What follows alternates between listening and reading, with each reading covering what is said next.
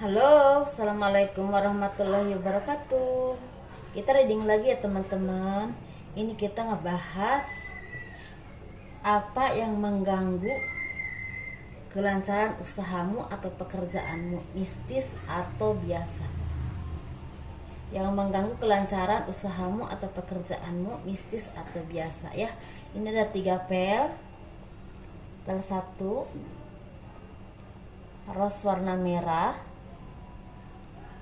pel 2 gelang yang warna-warni ya. Ini pel 3 gelangnya warna kuning, agak kuning-kuning putih gitu ya. Silahkan pilih.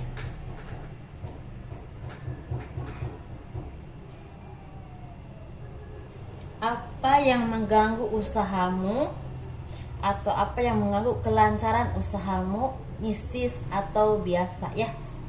Silahkan.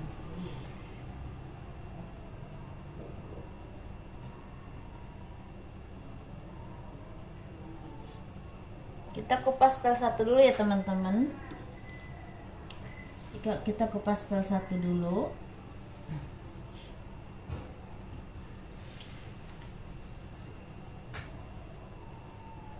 Pel 1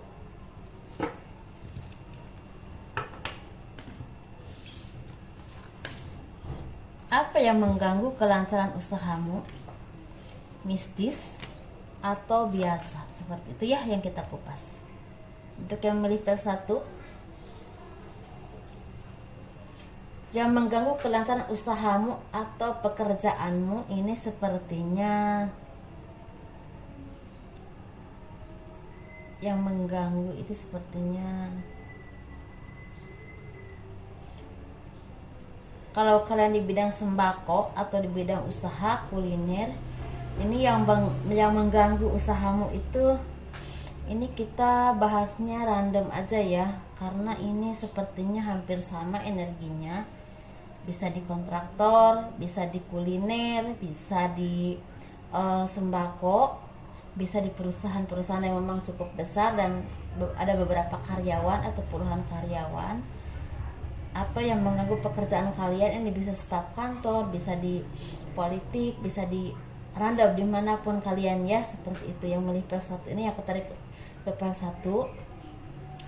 Yang mengganggu kelancaran usahamu itu sepertinya datangnya fitnah atau rumor-rumor yang istilahnya ingin menghancurkan pekerjaan kalian ataupun usaha kalian, yang datangnya dari orang-orang terdekat, orang-orang di sekeliling kalian. Bisa ini kolega usaha yang ingin mengambil alih apapun yang kalian miliki ya, yang kalian rintis. Ini bisa juga istilahnya teman kerja, teman kantor, atau bisa juga teman bisnis, atau misalnya bisa juga misalnya kalian di pemerintahan ya, teman-teman sejawatan seperti itu ya, yang memang ngiri dengan keberhasilan kalian. Dan kalau di bidang tani, ini orang sepertinya orang, bisa tetangga, bisa pokoknya orang-orang terdekat yang tidak jauh dari kalian, entah tinggalnya atau tempat kerjanya atau memang bekerja di lingkungan yang sama. Orang itu ngiri karena intinya takut istilahnya pekerjaan dia atau usaha dia itu nggak lancar dengan adanya kalian, takut terkalahkan seperti itu ya, entah secara kedudukan, entah secara ekonomi ya. Dan orang ini banyak istilah yang melakukan segala cara. Ini ada yang memakai non medis, tetapi ada juga yang memang hanya menyebarkan gosip-gosip murahan seperti itu ya. Ini orang-orang yang memang nggak bisa bersaing dengan sehat, orang-orang seperti ini ya. Dan dia terus istilahnya melakukan upaya-upaya untuk menjatuhkan kalian, untuk menjelek-jelekan kalian, atau kalaupun dia istilahnya pura-pura baik, pura-pura tidak ada masalah apa-apa, tapi dia mainnya halus seperti itu. Intinya sama saja, ingin menjelekkan kalian, ingin menghancurkan karir kalian atau istilahnya usaha kalian, karena ada persaingan usaha atau persaingan jabatan itunya ya, atau misalnya persaingan finansial, misalnya Kalau kalian bertetangga dan punya tetangga seperti itu atau apapun itu, bukan berarti tetangga kalian ya, atau siapapun itu, memang dia tidak ingin istilahnya kalian lebih dari dia gitu, lebih baik dari dia, nasibnya seperti itu ya. Bisa takut lebih kaya atau lebih mapan, dia takut.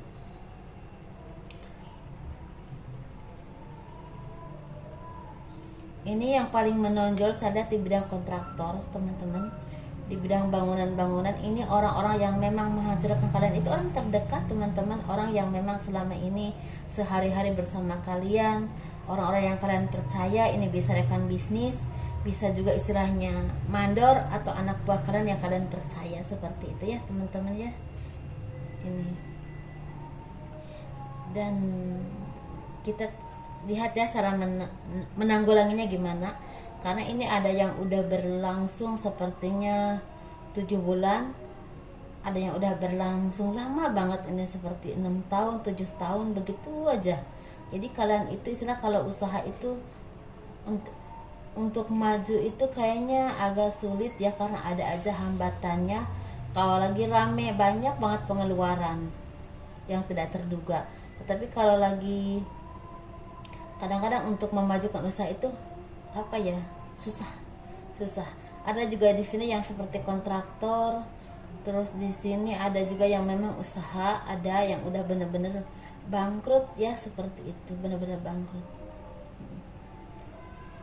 Yang tidak tersentuh itu yang tani. Mungkin kalau yang usaha tani, yang kerjanya tani, tetapi banyak orang yang, ada beberapa orang yang memang tidak suka dengan kemajuan kalian, takut ekonomi kalian lebih baik dari dia, mungkin seringnya sakit seperti itu ya.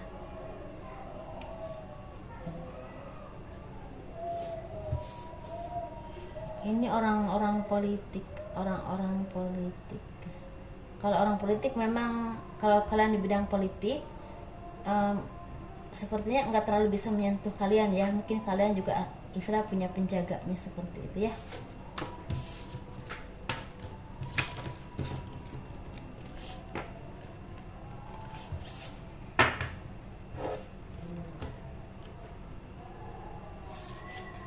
Kita lihat cara menanggulanginya bagaimana.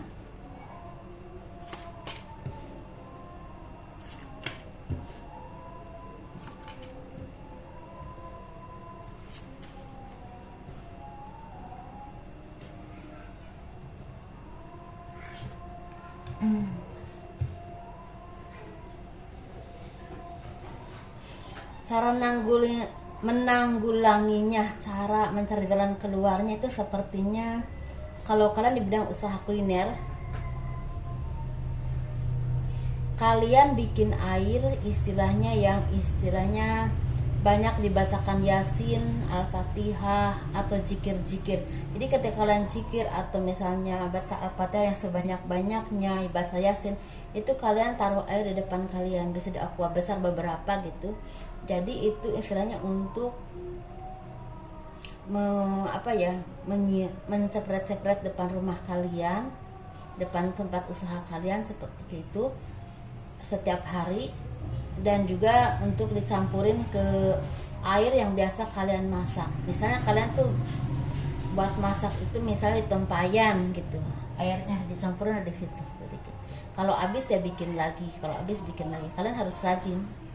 Kalau kalian muslim ya, kalau misalnya kalian non muslim ya, kalian banyak-banyak berdoa yang memang menurut kepercayaan masing-masing, dan minta petunjuk misalnya pendeta atau apapun ya yang kalian percaya, seperti itu ya. Ini intinya meminta kepada Tuhan ya, jangan minta ke hal yang aneh-aneh lagi. Kalau kalian di bidang toko atau sembako ini ya, kalian harus rajin berdoa juga, dan depannya banyak garam, kasih garam yang banyak.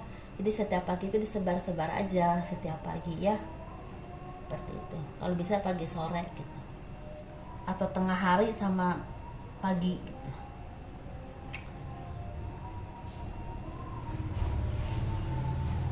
Dan kalau kalian di bidang orang-orang politik ya, kalian mungkin punya ini sendiri ya. Saya itu di luar kendali saya. Kalau diomongin sebanyak mungkin itu bukan hak saya ya, seperti itu.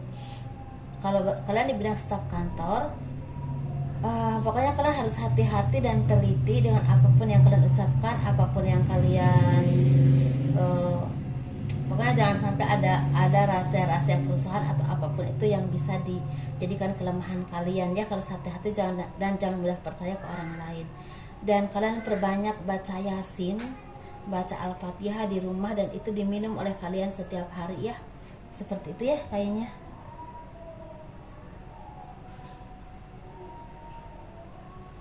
Dan ini harusnya harusnya terusan. Jangan istilahnya karena udah rame kalian berhenti, ya enggak juga, karena ini penarik rezeki juga ya. Ini untuk pel 2 teman-teman.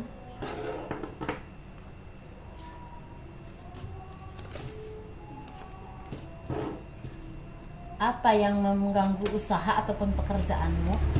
Mistis atau biasa?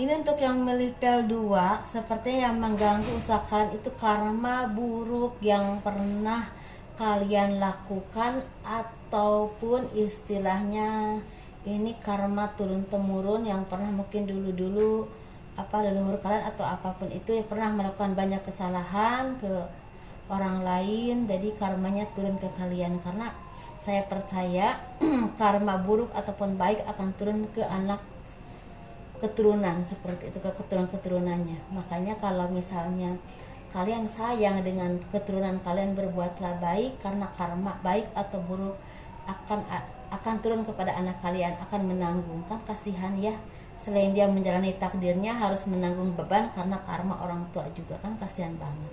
Seperti itu. Ini yang mengganggu usahanya itu karena ada karma buruk yang pernah kalian lakukan atau leluhur kalian yang pernah dilakukan. Saya hanya melihat apa yang saya lihat. Saya tidak ingin menyakiti hati siapapun. Mohon maaf sebelumnya. Saya hanya berniat melakukan reading ini untuk kebaikan dan mudah-mudahan ada manfaatnya. Seperti itu aja, nggak kurang ataupun lebih ya teman-teman. Dan ini bisa di berbagai bidang usaha ataupun pekerjaan ya. Ini random. Dan solusinya adalah kalau kalian misalnya udah bangkrut banget, coba kalian istilahnya, misalnya kalian tuh tadinya di bidang kuliner, coba ganti ke bidang sembako. Tetapi dengan arahan kalian itu harus istilahnya banyak berbuat baik orang lain, banyak menyisihkan harta benda kalian atau harta ataupun makanan atau apapun itu, benar-benar sering ngasih ke orang-orang yang memang benar-benar membutuhkan. Yang memang benar-benar kalian tuh orang itu membutuhkan. Misalnya kalian hidup di suatu tempat, orang itu benar-benar memang orang udah tua dan miskin, istilahnya udah susah mencari nafkah, nah itu ke situ. Jangan orang yang udah tua tapi anaknya kaya, ya jangan dikasih juga ya teman-teman. Itu kan ada anaknya yang kaya kan, seperti itu. Atau misalnya benar orang yang memang butuh berobat tapi benar-benar nggak punya uang dan memang keadaannya juga miskin gitu misalnya. Nah itulah, itu akan melunturkan karma, istilahnya memangkas, jangan sampai turun lagi, seperti itu ya. Karena ini memang agak kuat dan agak terus-terusan. Ini dampaknya ada ya, pokoknya ada kebangkrutan dalam pekerjaan ataupun usaha, atau ada hal-hal yang memang tidak lancar ya dalam kehidupan. Tetapi kalau misalnya ini lebih dari karma yang orang tua, misalnya karma orang tua itu 5, tetapi kalian dikasih cobaannya 10, berarti sisa 5-nya itu cobaan untuk kalian. Bisa juga kalau kalian lulus ada hadiah untuk kalian, bisa kelancaran usaha, bisa misalnya punya kekuatan tertentu untuk nolong orang, bisa juga istilahnya hidup kalian bahagia, punya jodoh yang baik, bisa seperti itu. Jadi antara karma dan cobaan hidup disatuin. Kalau kalian istilahnya sanggup untuk melaluinya, sabar, ikhlas, ridho, dan istilahnya lulus menurut Allah, jadi ada berkah, ada hadiah yang akan kalian terima, seperti itu. Bisa mendapatkan jodoh yang baik, bisa juga kelancaran usaha ataupun pekerjaan, bisa juga istilah kalian mempunyai kelebihan, bisa nolong orang, bisa pokoknya ada manfaatnya buat orang lain juga, bukan cuma untuk diri kalian sendiri, seperti itu ya teman-teman. Dan ini otomatis membawakan kebahagiaan secara batiniah ataupun rezeki. Jadi itu seperti itu ya. Jadi kita kupas sobat cara melepaskannya itu bagaimana, jalan keluarnya.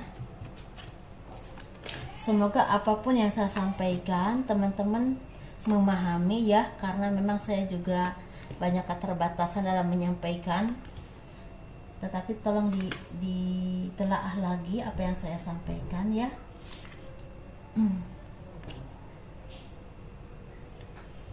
Ini jalan keluarnya, iya, jalan keluarnya hanya berbuat baik. Harus banyak berbuat baik, dan itu harus sering, bukan cuma sekali, 2 kali, 3 kali ya udah selesai, enggak. Bisa seumur hidup, berbuat baiklah seumur hidup, karena itu bertujuan untuk memangkas karma itu jangan sampai turun lagi ke keturunan kalian, seperti itu ya.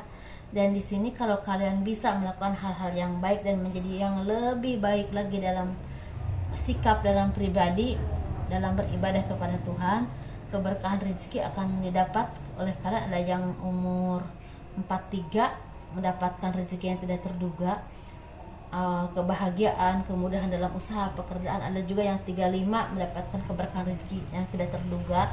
Di sini ada yang memang kehidupannya sedang-sedang saja tapi bahagia ke sananya, walaupun rezekinya sedang-sedang aja gitu. Tapi ada juga yang memang bisa kaya, ada takdir untuk jadi orang yang memang kaya ya, seperti itu. Dan disegani orang banyak, diseganinya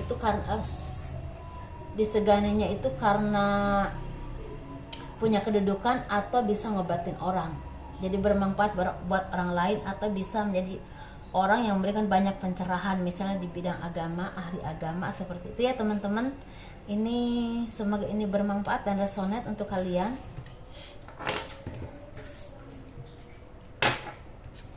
Ini untuk berbagai pekerjaan ya, saya enggak menjelaskan pekerjaan apa saja karena energinya sama ya, untuk berbagai pekerjaan. Untuk yang milih pel 2, pel 3,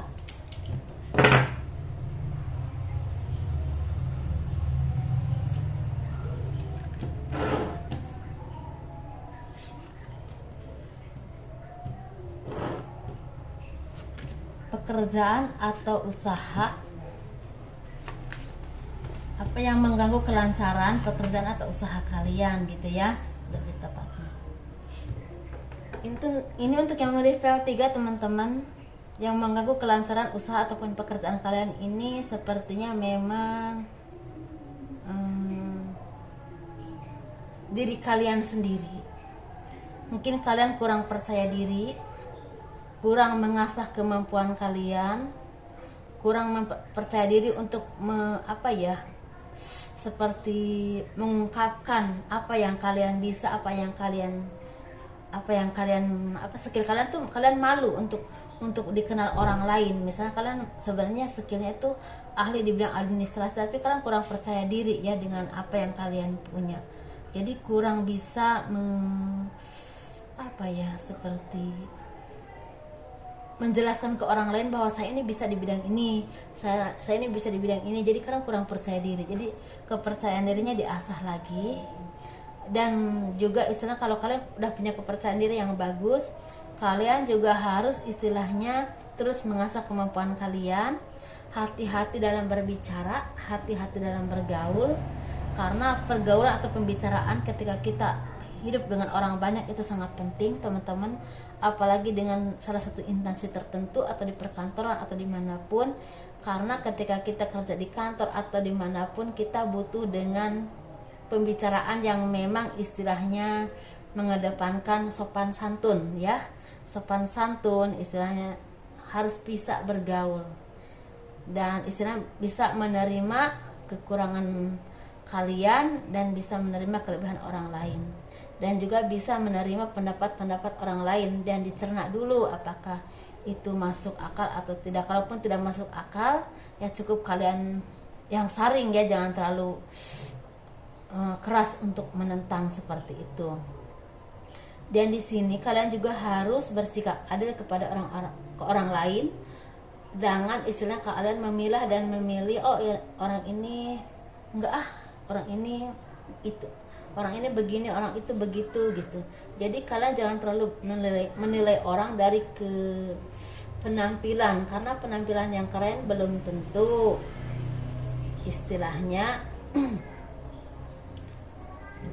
gini deh, kalian jangan menilai orang dari luarnya saja gitu kan. Dia mau kaya, mau miskin, mau pintar, mau enggak, itu kan dia, ya kan.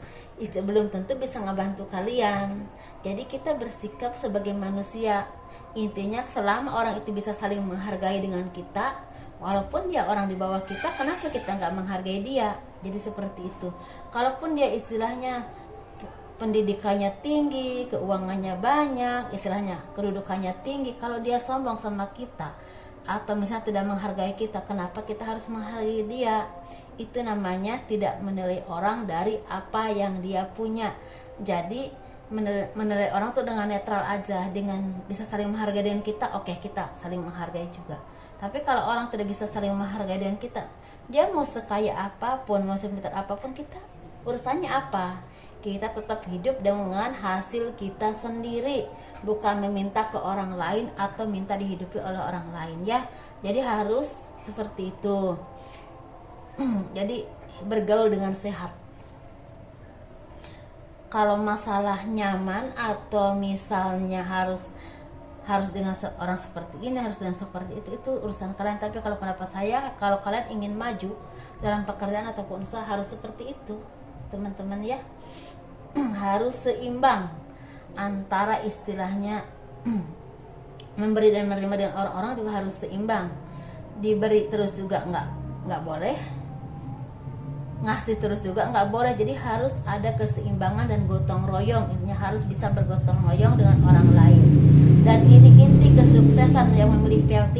Saya menekankan ya, untuk PL1, PL2, PL3 juga harus dekat dengan Tuhan menurut kepercayaan masing-masing. Karena Tuhan itu kekuatan kita, teman-teman. Saya percaya Tuhan kekuatan kita, ya. Dan ini pun untuk PL3 malah warningnya keras banget. Untuk PL3 harus dekat dengan Tuhan kalau ingin usaha ataupun pekerjaan kalian lancar. Seperti itu ya teman-teman. Ini nggak ada mistis, nggak ada karma, tetapi berpusat ke diri kalian sendiri dalam bersikap atau dalam berpikir. Kita kupas ya, yang ini jalan keluarnya bagaimana.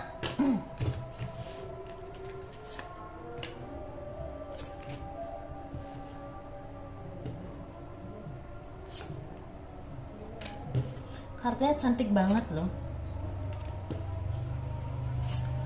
Kartunya cantik banget warnanya, aku suka.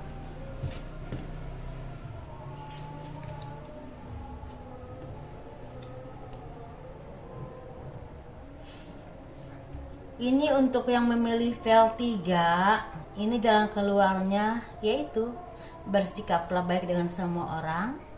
Jangan menilai orang dari bungkusnya saja, dari cangkangnya saja. Nilai orang dari hatinya, dari isinya. Karena kadang-kadang isi orang itu terbungkus dengan belum tentu misalnya bungkusnya keren tapi isinya bagus, dan belum tentu bungkusnya jelek isinya jelek, belum tentu seperti itu. Banyak yang memang orang yang kelihatan sederhana biasa saja, tapi pas dibuka, pas kenal, wah ilmunya banyak dan bisa bermanfaat buat kalian. Bermanfaat itu untuk apa? Bisa mengarahkan kalian, bisa memberikan jalan keluar, bisa dijadikan teman biar susah dan senang, itu kan bermanfaat, ya kan?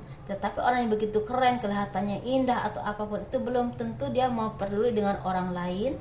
Belum tentu ketika kalian susah mau membantu kalian.